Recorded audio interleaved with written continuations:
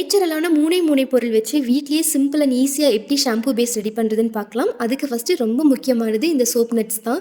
இதுக்குள்ளே சென்டரில் ஒரே சீடு இருக்கும். அதை மட்டும் ரிமூவ் பண்ணிவிட்டு வேணும்னா லைட்டாக கொரன்னு அரைச்சிக்கலாம். இல்லாட்டி அப்படியே கூட சுடுதண்ணி ஊற்றி ஓவர் நைட் சோப் பண்ண விட்டுறலாம்.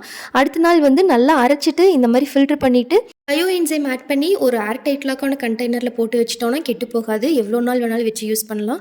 அதே மாதிரி அடுத்தது சிகக்காய். இதையும் வந்து லைட்டாக கொரன்னு அரைச்சிட்டு சுடுதண்ணி ஊற்றி நல்லா ஊற வச்சுட்டு நல்லா அரைச்சி ஃபில்டர் பண்ணிவிட்டு பயோ என்சைம் போட்டு நல்லா மிக்ஸ் பண்ணி ஏர் டைட்லாக் கண்டெய்னரில் போட்டு வச்சிட்டோன்னா இதுவும் கெட்டு போகாது. நெக்ஸ்ட்டு வந்து பாதாம் கம். இதுவும் வந்து ஓவர் நைட் வந்து நல்லா சோக்காக விட்டுறலாம். அடுத்த நாள் காலையில் வந்து எக்ஸஸ் வாட்டர் ஏதாச்சும் இருந்துச்சுன்னா அதை வந்து நல்லா ஃபில்டர் பண்ணி எடுத்துக்கலாம்.